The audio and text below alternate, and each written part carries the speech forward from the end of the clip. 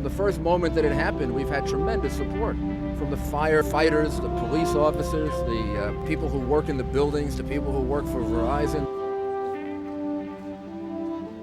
Your Verizon folks were on the front lines that day, and they were there literally on the front lines on September 11th, holding back fire, smoke, water, keeping us informed about what was going on so we could make informed decisions about how best to support the Secretary. People had told me Tuesday night when I was down here that we would be standing here, that the phones would be working, that the New York Stock Exchange, the Mercantile Exchange, and so much in downtown Manhattan would be open today. I would have said it would take a miracle. It hasn't taken a miracle. It's taken a Herculean effort by thousands of people, including all of the people at Verizon. And, you know, when the stock exchanges and the Mercantile Exchange opened, I think it sent a strong message to the world that for all the evil and catastrophic consequences of this, we're back a lot sooner than anybody thought, and we're going to continue to be the financial center of the world, thanks to people like this, thanks to leadership like this. It is a defining moment for this company, where the whole world all of a sudden recognized Verizon for the company. I always knew we were, but now I think the outside world appreciates it even more. So it certainly was the defining moment for our company. There's nothing like it when the rest of the world says, gee, job well done, we appreciate what you've done. And that's really what our people should come away from with this, is the recognition that they did the right thing, didn't have to be told. They supported each other in a way that was extraordinary, and the world noticed. I mean, it doesn't get any better than that, I think.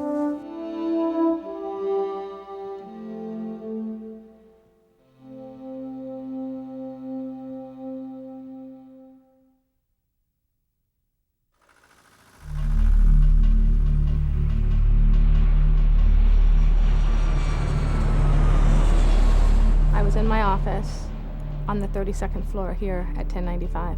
I was in a mid-rise elevator machine room, and I was doing my timesheets. I was actually walking down Warren Street, which is 5 blocks or less from the World Trade Towers. I was in my office. I was doing expense budgets. I was here at the headquarters building in a meeting that started at 8 o'clock. The meeting was almost ready to end.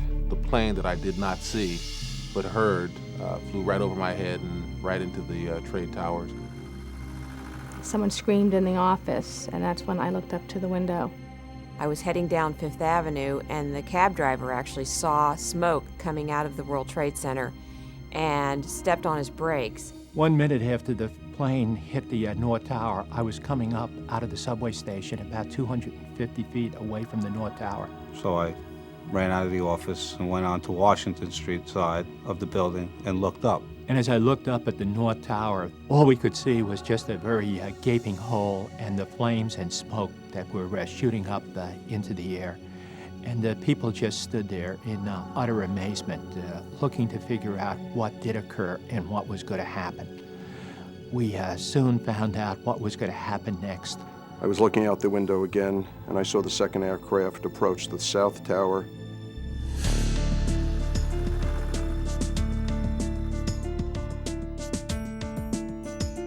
The plane hit from the opposite side of the building, so I could not see the second plane hit. But I could see the explosion as the debris came down on top of all of us.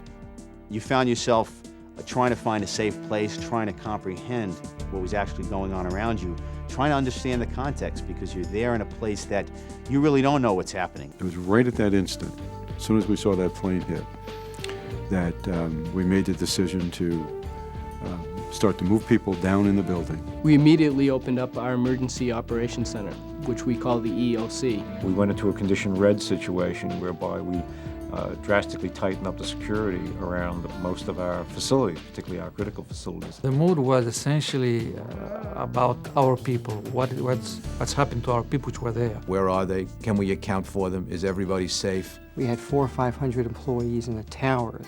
We had another 1,700 plus at West Street. We had to get our people out of there. And I could see people waving out the window with rags and stuff, you know, for help, you know. You could tell they're not going to make it because you can see there's fire below them and they're trapped above it, you know. the police and fire people that were there did just a fantastic job of encouraging everybody in as orderly manner as possible to move away while they went into the buildings to put out the fire and to help with the evacuation of all of the people who were still there. And as you stood there watching the fire, you were hoping that they didn't just get out and stand around the mall, but that they got far enough away. Because there were several people around who were saying, you know, that building can't stand that kind of break in its infrastructure.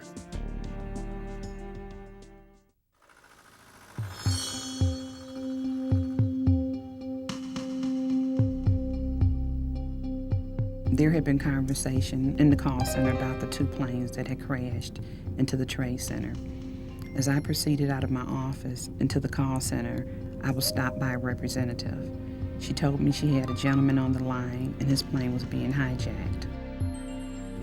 When I took the call over, I introduced myself to the gentleman and I asked him his name and he told me Todd Beamer. She then went into what she's trained to do, which is to get as much information as possible from the passenger in terms of what the situation was, what the flight number was, where they were going, how many people were involved, how many people were on the aircraft, if anybody was hurt. I was just doing my job. Same thing I would do today or tomorrow if I had to do it again. At the same time that Lisa was talking to Todd, our operations center was online with the FBI. For me, it was a very easy thing to do, which was listen to what she was saying and then ask a few questions. I didn't have to ask a whole lot. They inherently, or for some reason, maybe through the training from GTE Airphone, knew what we needed to hear. He told me there were 3 people that had taken over the plane. 2 had knives, and they had locked themselves into the cockpit. 1 had a bomb.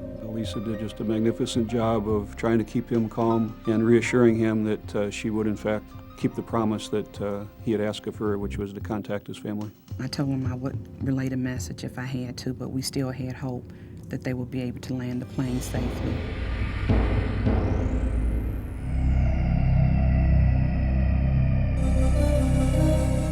I immediately called my mom, and she was telling me that, you know, maybe you guys might want to get out of there.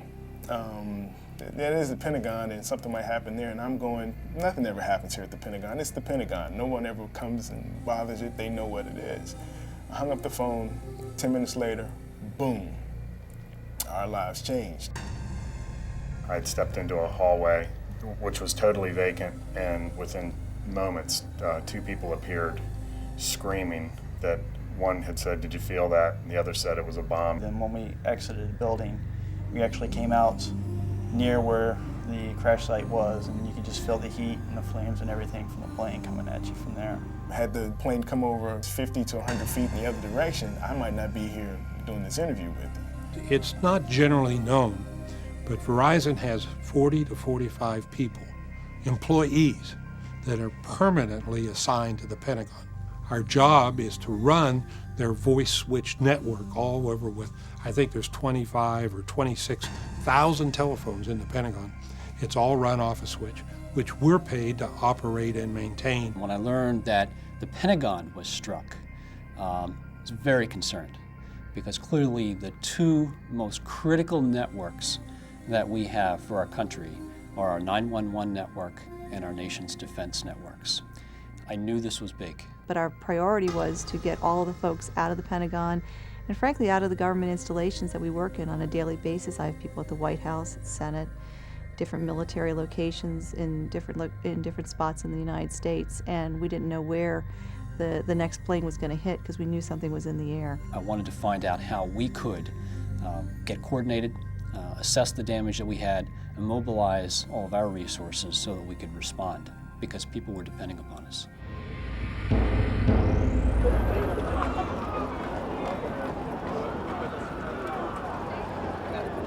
Well, first and foremost, on the 11th, we wanted to make sure that people got evacuated from the area as safely and quickly as possible. My immediate reaction was to find out how my people were doing down in West Street and to get them out of the West Street building.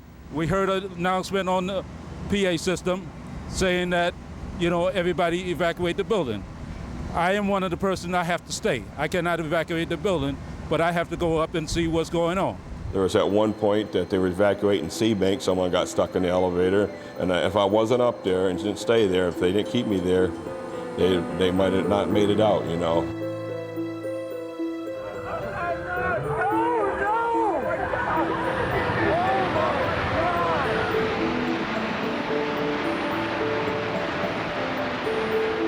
As I was at the Brooklyn Bridge, the #1 tower fell in front of me. It was just total destruction and chaos.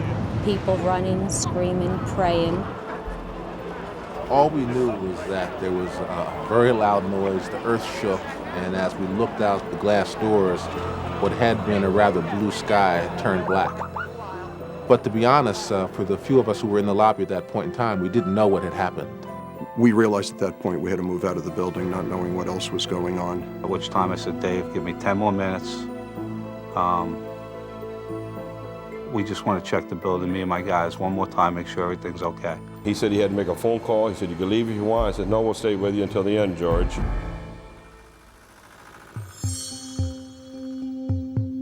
A few of them were getting together and they were thinking about jumping the guy with the bomb to try to take the plane back over. And I told them we still had hope. The way the passengers acted, what they did, what they prevented, you got to just be happy that they were aware because of other phone calls of what the situation was. If there was no way to talk, those passengers probably would have just sat there and said, well, let's wait for this plane to land and hope they give up. So looking back, there's really nothing you could do more than what was done. He asked me, would I say the Lord's Prayer with him? I told him I would. We recited the Lord's Prayer together. And after that, he told me he's going to have to go out on his faith because at this point, he didn't think he had much of a choice.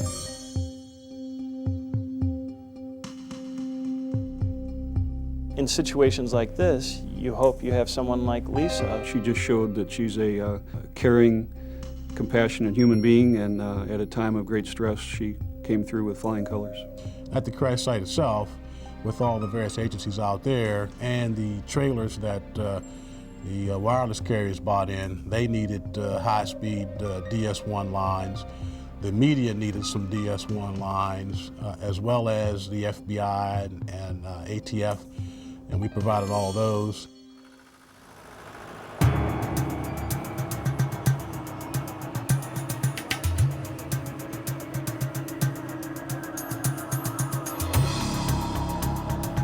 My landlord and myself went back to the basement real quick, making sure that certain equipment, emergency equipment was on. And George was actually in his office. And while I'm on the phone, I feel a rumble.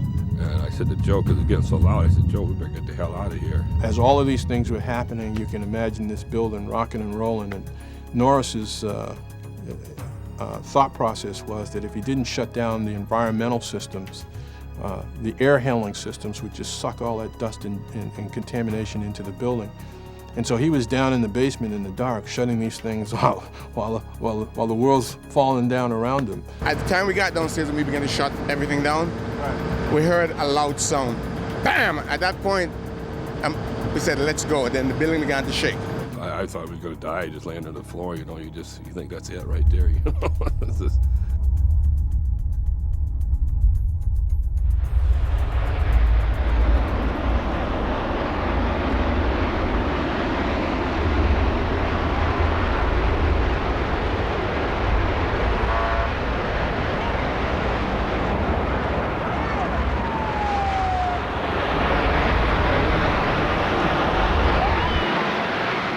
Stuff falling through the building. It hit me in the head. My ceiling had collapsed. The walls caved in. I got under my desk. After the rumble stopped, the dust and the smoke was so bad we couldn't see. I got my mag light on and I asked, is anybody around? And I heard my area manager, George, says, I'm down here. My guys knew I was in the building and in my office, so they came to get me. I couldn't see them. And so I went down to him with my light, and we teamed up, and then we found our way to the back dock, and just as we got there, Lenny, Rock, and Norris came up. When we got here, George Familari, the elevator mechanic, was waiting for us. At that point, we opened the door, and it was just a cloud of darkness. It was like midnight without no moon. It was just pitch black out, you know. It was just, there was fire in the street, and that's one that really helped you see a lot. And we just started trotting along out of the core of that dust cloud, you know.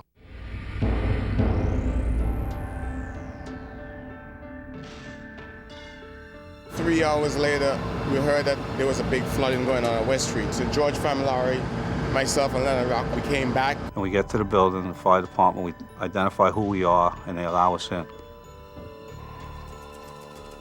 Probably wasn't one of the smarter things to do, but we went in. I mean, to go back into a building that is in the midst of a terror attack and nobody really knew what was going on and nobody really knew what was going to happen around them. And after the buildings fell down, the initial buildings, and knowing a building was on fire within 50 feet of our building, to want to go back and do certain things to protect the building. These are things that people can't comprehend, and you wonder why people did this, but they did it because they're professionals and they knew that, every little thing that they went in to do actually helped us. Saved the company and customers weeks of work in restoration, and was literally in the building with water pouring in with 2x4s, smacking switches down in case they were electrified with wood. I think had he not done that, we may not have ever gotten a lot of that equipment back. By 2 o'clock in the afternoon, we were told by the fire department to shut down our emergency diesel generators.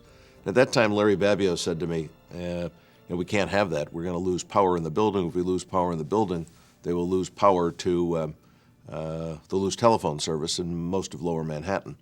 So he asked me to set up a meeting with the mayor.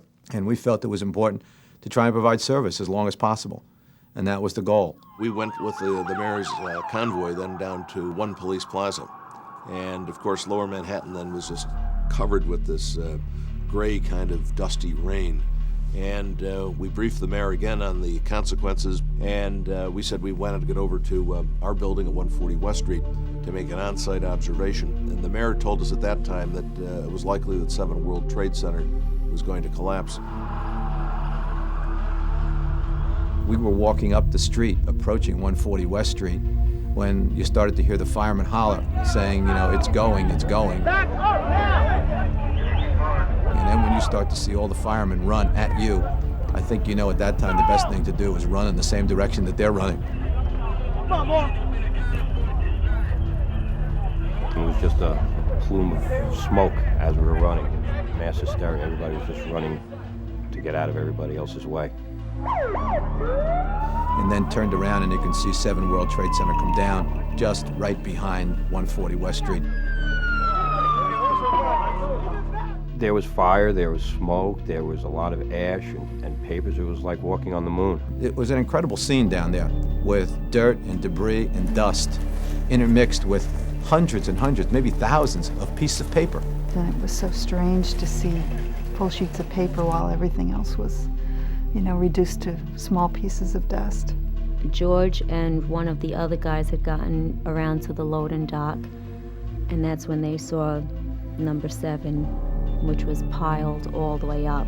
You can imagine our building here, Washington Street here, the pedestrian walkway, and then World Trade Center 7, the 47-story building that caught on fire and collapsed.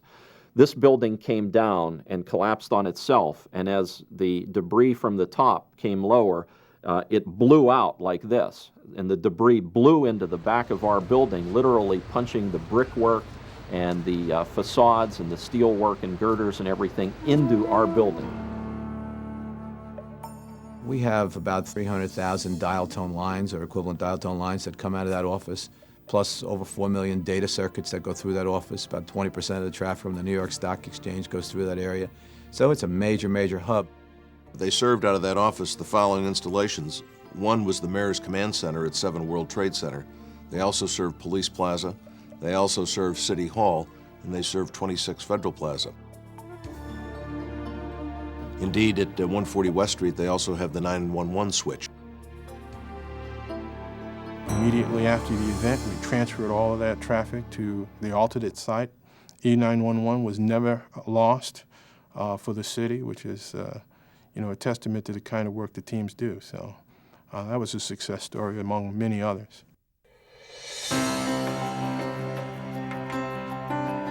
Our primary concern at this point is service, employees, customers. We are absolutely doing what we have to do to get this taken care of. In Pennsylvania, we are providing additional emergency circuits to wherever it is needed. The Pentagon continues to operate as close to normal as possible. Our switching equipment is still working. However, there are fires in the building. Our wireless folks in southern Manhattan lost about 10 cell sites. So far, we have put in 7 replacement cell sites in New York City and in New Jersey. We put an additional 2 in Washington, 1 outside of Pittsburgh. Verizon Wireless has made about 5,000 phones available to the different emergency organizations. It became obvious once the shock of the tragedy hit that the next step was to say what's going to be the process for recovery.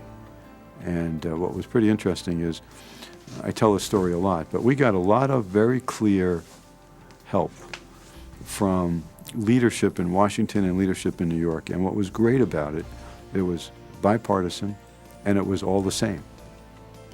Help with the rescue, get the stock exchange back up and running, and then get rest of New York recovered. So we rolled into action for the NYPD, the fire departments. At that time, the American Red Cross was coming online, FEMA. The Federal Bureau of Investigation had major requirements right away, and of course, the city of New York.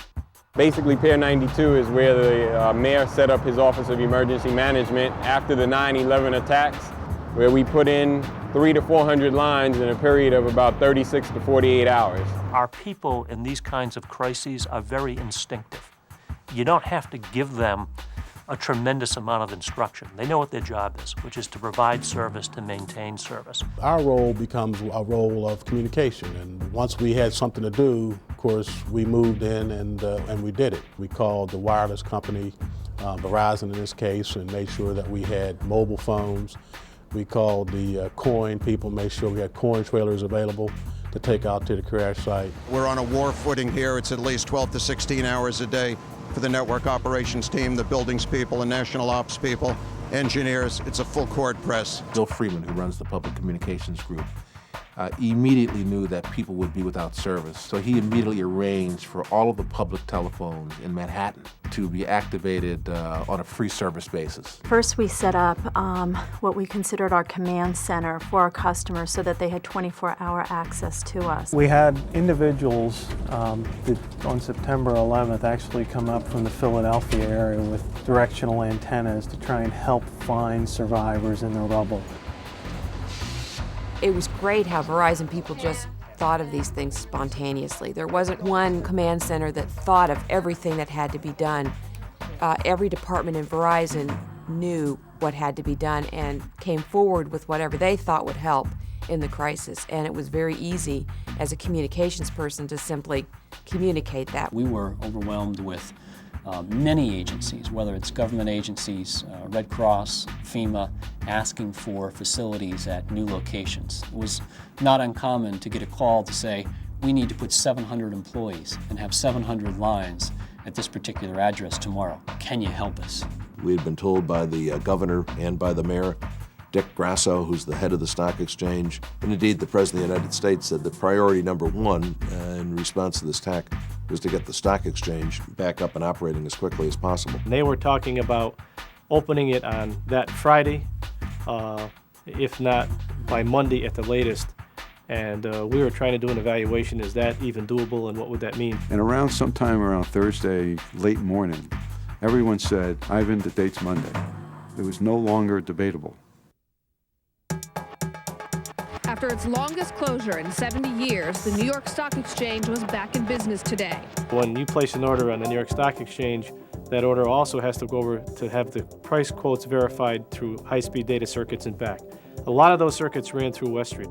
So in addition to bringing up the New York Stock Exchange building itself, we had to bring up this network that allowed for these price quotes to happen, and we had to bring up at least most of the major members of the New York Stock Exchange. And what that amounted to is between that Friday and Monday, where we knew we were going to have no choice but to open, We literally had to rebuild that network. The data definitely would have taken 10 to 12 days to rebuild that manually, and it was determined that we really needed those servers with that data to be able to bring the stock market up and the stock exchange up on the following Monday. And that equipment was located on the 23rd floor of 140 West Street. The heroic part of this event, of course, was we had some employees who walked 23 flights of stairs in the dark. I tell you, I never walked 23 flights, but you try to walk 23 flights. The respirators were pretty tough to breathe through. We knew we were going to have to pack it up and remove it when we got up there, and that we were going to have to cart it all the way back down. So yeah, we took it slow and one step at a time. They were in that building not knowing what was going to happen, going up there with flashlights, trying to find their way up there, find these servers in a pile of dust and rubble, and actually carried the servers down and took them to Pearl Street and made that network function by Monday morning. Most people probably don't know that we finished all that about 6 o'clock on Monday morning, so it was, I guess you'd say, a photo finish. Verizon was there in spirit and in practice, and all of the wonderful men and women at Verizon have a lot to be proud of, because it couldn't have happened without the wonderful job they did on behalf of this country. There was probably some element of relief watching that stock market open, but it was much more an overwhelming sense of pride in knowing what people had done. The switch in the Pentagon was in danger. The fire we observed through the night as it was making its way closer and closer to our operations center, therefore closer and closer to our 5E switch. The fire marshal ordered all of our Verizon employees to evacuate from the building. And they didn't realize the urgency that we were faced with in saving that switch from any sort of water or fire damage. They were pumping water into the building. If in fact it would have gotten wet with it running, it would have been disastrous. They would have lost that switch. Our employees hung in there. They refused to leave the switch at that moment. And those individuals on the fly and very quickly negotiated a way with the firefighters that we could protect the switch. You know, we had a couple of people in there who were trying to keep the machine going, and we put tarps over it and all kinds of things as they were trying to pour water on this fire. And working with the federal government and our teams, we were able to keep service going through all of that. And if you think of the consequences of losing the Pentagon, start to understand the magnitude of the efforts that our employees put forth. Because quite frankly, not only were we able to keep people connected, but we were able to keep our country running during that period. A period when we depended upon the people in that Pentagon to make the right decisions in running our country. And it took some valiant efforts on behalf of our employees to do just that. At the end of the day, from a communications perspective, what made the difference was the relationship that we had been building over these days, months, and years with Verizon. And my heartfelt thanks to make sure that it was up and running goes out to Verizon. Getting that 140 West Street back up in operation in the time that we did, I mean, it's nothing short of miraculous. We just took it a step at a time. Once the fire department enabled us to get back into the building and we could take a look at it, we began to do the critical assessment of what the extent of the damage was, ensure that it was structurally sound, that people could work in the building, and then step by step go through the process of assessing the damage and figuring out how best to repair the damage and ensure that the equipment could be turned up as quickly as possible and that the building could be safed off for people to work in it. We were planning to go to 140 in the morning, which is the 12th of September. We had a crew waiting on the sidewalks to get in and try to figure out ways to get power up and to start cleaning up the building. We had no water, no electricity. Everything was covered in dirt, debris. Water was just flowing into the basement, and the stairwell going down to the basement looked like Niagara Falls. I mean, it was just this roaring sound of water headed down into the basement. But we got a crew together, we went in, and then it just rolled. Getting power to the switch, the initial drive to get power to the switch off which everything else would grow from, that was job one. And again, the environment we were in, everything was on fire around us. You didn't know if the buildings were stable. But once we were able to get some lighting in the building and get some power up to their power rooms, then we were able to develop more of a plan. I mean, I felt that the building is telling us, let's go. get everything back together, because I seen it right there. No matter, I mean, buildings all around it being affected, and it's still there. You don't see buildings like this anymore. And it withstood an assault that most buildings have. In fact, we're the first building standing after the Ground Zero area. It's a tribute to the way this building was built. We've seen hurricanes, and we've seen ice storms, and we've seen fires in buildings, but this was a combination of all of those events happening in one location. And so it was something that we had never seen in our careers before, but we knew what had to be done. Many people that I talked to would have wanted to pick up an M16 and go to war, but that was not to be for us. I think what the team understood was that the battle was going to be in West Street, and the way we would fight back would be to bring West Street back quickly, restore service to customers. I think there's a feeling that we're not going to just sit back and let this happen to us. We're going to do something about it. And one of the things we do about it as telephone people is to restore service as quickly as possible. Now, the people on the outside looking at the loop, they're going through a variety of different records, literally cable pair by cable pair, and they're feeding that information out to the plant people to be able to tell them what to splice, with the idea that we're going to be able to get around the rubble and ultimately get a good connection to a customer, pair by pair by pair. And that's essentially the bypass strategy that we've been deploying since day one. Today we're adding additional support to the cables that are run out the windows of the building. We've got about 30,000 pair of copper coming out the 8th floor, the 5th floor, and we're going to bring some out the 1st floor as well. What we want to do is splice that copper into manholes that are up on the eastern portion of this to bypass the cables that have been damaged by water. So from certain manhole locations, they've been spliced in to good cable, and then they extend to the customer to provide dial tone. It took thousands of our people working around the clock, using all the intellectual capital that they ever accumulated and all the years' experience that they had, working together in a fashion that is totally unbelievable to bring off what I consider probably the telecommunications miracle in the last century. Callers started to flood phone lines minutes after the telethon began. Hollywood unites for an unprecedented telethon. Phones ringing off the hook at call centers around the country. You've already seen the stars on stage. These are the other stars, the ones who are working the phones, the volunteers from Verizon. We were called to ask if we could make available between 4,000 and 5,000 people to man phones and take the pledges being made across the country. We had, I think it was 14 minutes after we asked for volunteers to man the phones on that telephone, we were filled up. We can't really all rush down to New York and help restore our service, so this is something that we could do, and all the employees just rushed to volunteer. And whatever we can do to do our part, we're going to do it. So we had call centers in California, we had call centers in Dallas, we had call centers in New England who were just loaded with volunteers who came in that evening and answered phones and took pledges. Thank you for calling Verizon, a proud sponsor of the United Way and the New York Communities Trust. Our people have a sense of pride and a sense of commitment.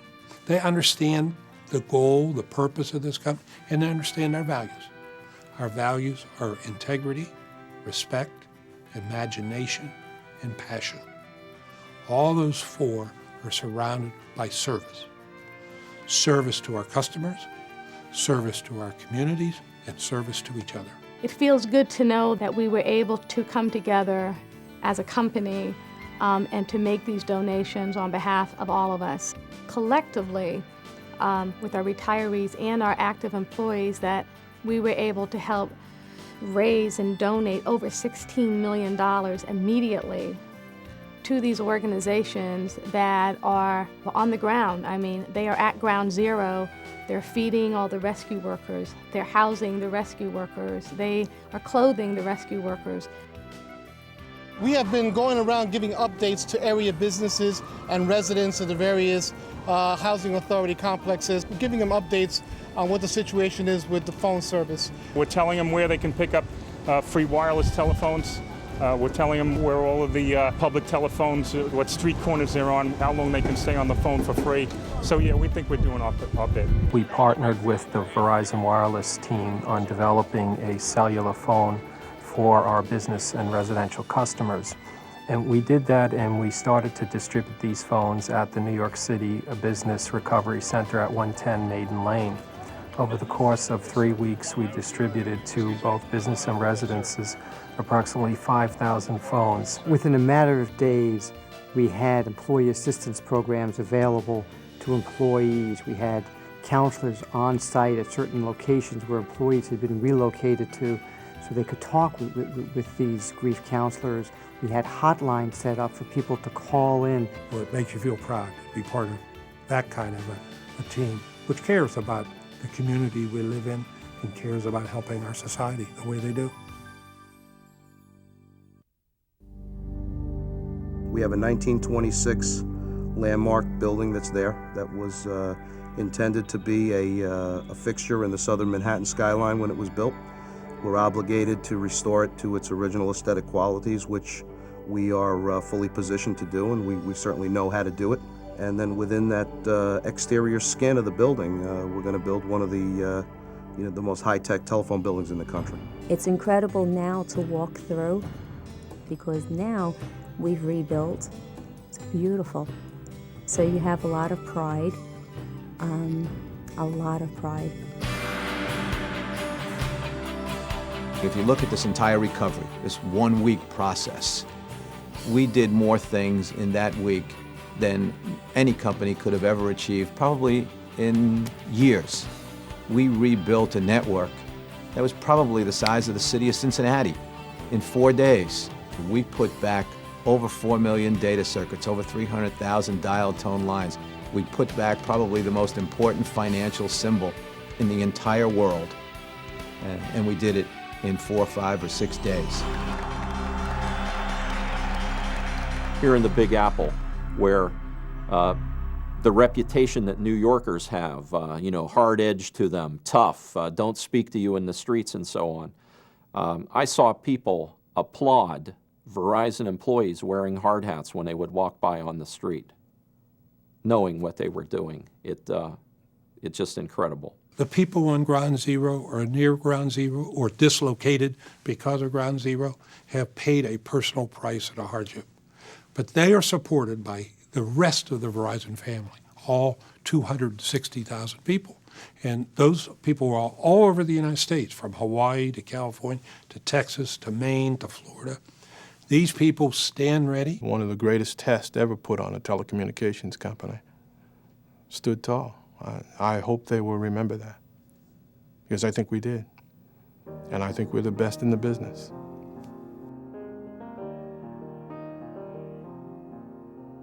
The people involved were so typical of our employees. They're proud and they're involved and they care, and they made a lot of friends during their career. So I think what we need to do is we need to carry on and make sure that we never lose that sight of what they stood for, because these were just people who got up every day and they grinded out, and they represented their families and themselves and this company in a way that we have to make sure that we keep that spirit alive for them.